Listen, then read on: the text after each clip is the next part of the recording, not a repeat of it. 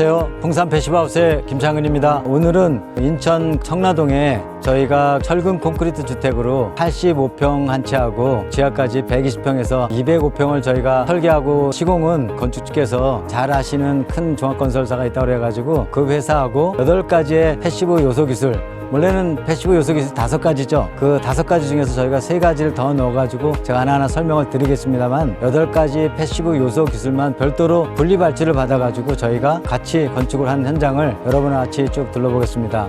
제가 내부를 한번 쭉 소개를 시켜드려 보겠습니다. 안에 거실하고 주방을 이렇게 뻥 튀어놓고 난 그런 어떤 형태로 되어 있는 상태거든요. 그래서 사실은 지금은 이렇게 운동기구가 이렇게 많이 있지만 사실은 여기 이제 거실 공간이고요. 특히 이제 건축께서 별도의 인테리어 업체를 설정하셔가지고 싱크대나 이런 가구에 대해서 상당히 신경을 쓰셨어요. 예, 가구를 보시면 도장의 오크 원목 상판이에요. 보통 이제 일반적인 주택에서는 많이 쓰지 않는 거지만 상당히 사모님과 건축주께서 신경을 각별하게 쓴 흔적이 있지 않을까 하는 생각이 들고요. 그 다음에 복사 냉난방 장치의 실내기가 바로 이 장비입니다. 이 장비가 브랜드 이름이 코어쿨이거든요. 그래서 여기서 보면 나중에 여름에 시원한 바람도 나오고 이쪽으로 이렇게 빨려 들어가는 장치가 있어가지고 바닥에서 이렇게 쭉 복사 냉난방에 의한 여름에는 차가운 물이 이렇게 쭉 흐른다고 보시면 되고요. 겨울에는 보일러하고 같이 연동이 됩니다. 여기 도시가스 보일러 쓰시기는데 도시가스 보일러하고 자동으로 연결이 돼 있어가지고 겨울에는 따뜻하게 여름에는 시원하게 하고 또 거기에 공기 대류 난방을 시키는 거죠. 복사 난방하고 대류 난방을 각각 할 수 있는 거죠. 그래서 여기는 거실하고 주방이 크기 때문에 처음부터 저희가 설계를 할 때 이렇게 두 군데를 설치했습니다. 저쪽에 기기 하나, 이쪽에 기기 하나 이렇게 양쪽에 2개의 기기를 했고요. 그 다음에 저희가 설계할 때 계단을 어떻게 할까, 계단 여기 이렇게 좀 나오는 걸 갖다 요 뒤에까지 이렇게 연장하는 게 어떨까라고 저희가 3D로 그려보니 괜찮을 것 같더라고요. 이렇게 해놓으니까 좀 더 계단이 확장된, 이렇게 넓게 된 모습을 볼 수 있고요. 계단 이렇게 올라오시면서 전체적으로는 그 오크의 그 옆에 그 핸드레일을 이제 설치를 해줬고요. 이게 올라가자마자 첫 번째로 제가 이제 다용도실을 좀 보여드릴 건데요. 다용도실을 이렇게 잠깐 들어와서 보시면 이제 보통 있는 일반적인 다용도실처럼 다용도실 안에 그 세탁기하고 조그만 싱크대가 있지만 여기에 이제 보일러실이 연결되어 있어요.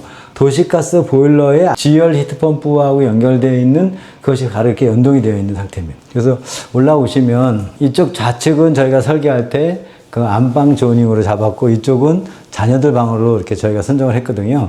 그 다음에 여기 보면 이제 이 안에 복도 공간, 그 자녀 방이 안에 두 군데가 있는데요. 들어오는데 여기 보면 아예 수납장을 다 만들고 이렇게 안으로 들어오게 되면 이쪽에 이제 자녀들이 쓸 수 있는 화장실이 설치되어 있고요. 그 다음에 안에 보면 제가 이제 말씀드리고 싶은 게 이제 안에 공부방 따로 있고요. 여기 이제 그 가구를 다 집어넣고 천창이 그러니까 그 침실 안에 들어와가지고 바로 위에다가 이렇게 다락 하나 만들고 그 위에다가 저렇게 천창을 놓은 겁니다. 그래서 올라가서 잠깐 말씀드리면 보통 패시브하우스 벽 두께가 너무 두꺼워가지고 안에서 사용 면적이 너무 적기 때문에 오히려 실제적인 사용 면적이 적어가지고 손해인 거 아니냐라고 얘기하는데 건축법에서는 건축물의 구조체의 중심선으로 안과 밖을 구분하게 되거든요. 여기 이제 보시면 어느 정도냐면 사실은 벽 두께가 여기는 물론 마감 때문에 그렇게 되지만 이 두께 플러스 이 두께예요. 그러니까 대략 한 4 내지 50cm 정도 되는 거거든요. 근데 이 창문인 경우에는 구조체 가장 외부 끝선에다 맞춰서 설치하거든요. 중심선은 여기 있다는 거죠. 그러니까 여기에 중심선에서 이 안으로 했기 때문에 실제적으로 건축물의 안에 사용할 수 있는 면적이 줄어드는 거는 걱정을 안 하셔도 된다.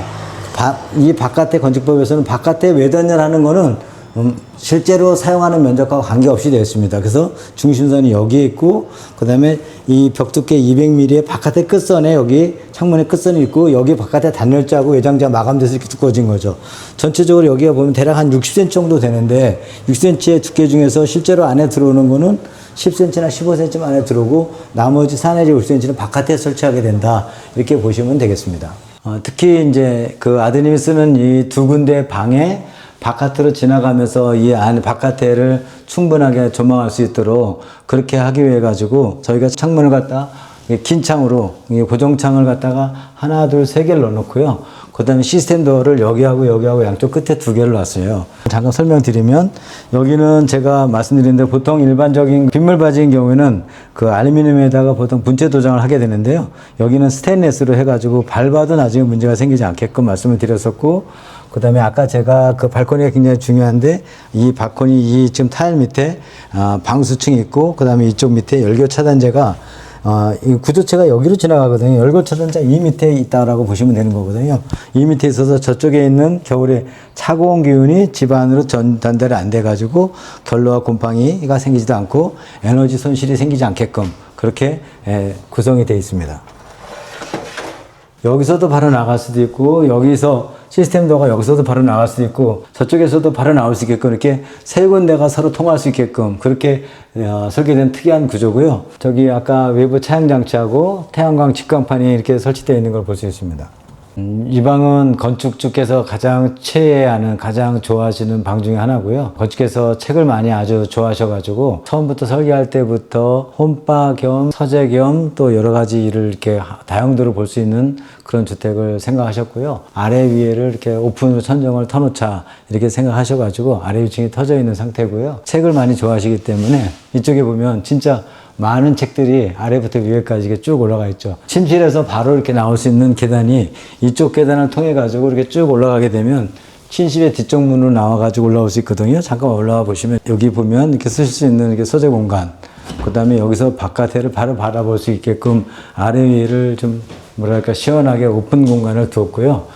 그 다음에 바깥에서 이게 남쪽 방향에서 혹시라도 빛이 많이 들어오면 그 빛을 간접으로다가 차단하기 위해서 한지를 같은 거를 넣어가지고 폴딩 도어처럼 만들게 되면 더 좋지 않을까라고 제가 제안을 해가지고 이렇게 했던 거거든요. 건축께서 좀 전에 제가 말씀드리는 이 주택에서 건축주가 가장 뭐랄까 좋아하시고 가장 많이 사용하시는 공간 중에 하나가 침실에서 바로 뒤쪽으로 나와가지고 본인의 서재 겸 이렇게 쓸 수 있는 이 공간을 가장 신경을 쓰셨던 분이고 지금 가장 많이 쓰시는 부분 중에 하나이지 않을까라는 말씀을 드립니다. 여기에 보면 디퓨저들이 전부 다 이렇게 극기 배기 디퓨저를 전부 설계해서 에어컨하고 연계한 내용들을 다 저희가 시공을 했고요.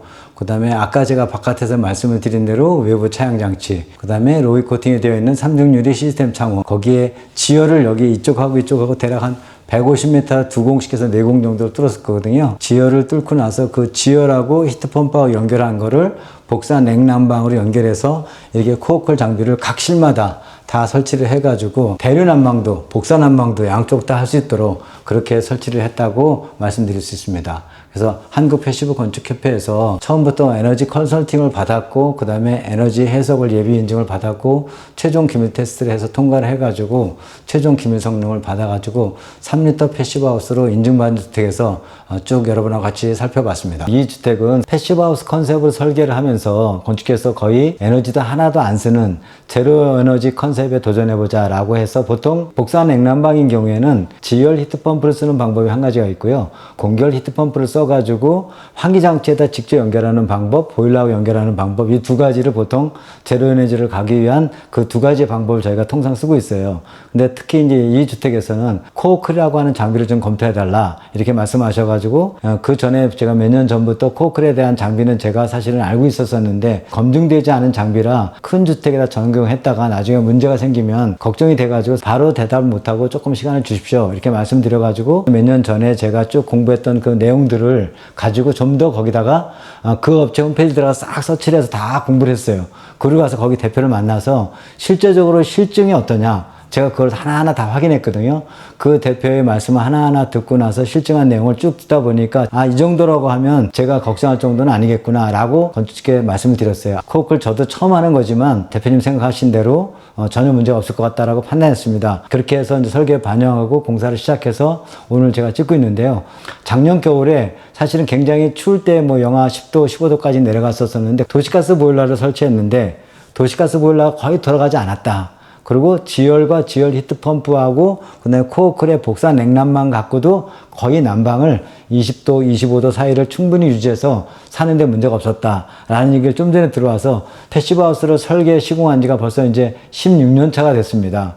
16년 차 만에 코어클 장비도 여기 건축주 대표님을 덕분에 제가 사실 처음 설치하게 됐는데 그것이 제가 생각했던 것보다 훨씬 더 좋은 성능을 낳았다라고 하는 말씀을 제가 들어서 85평의 주택에 코어클이라고 하는 복사 냉난방 설치를 갖다가 지열 히트펌프하고 연계해서 써가지고 한겨울에 난방비가 대략 20에서 25만 원 정도 나온다. 어떻게 보면 획기적인 일이죠. 저희가 최초에 생각했던 제로에너지에는 가깝게 가지 못했지만 화석연료를 가장 적게 쓰는 주택이 아닐까 하는 말씀을 드리면서 마치겠습니다.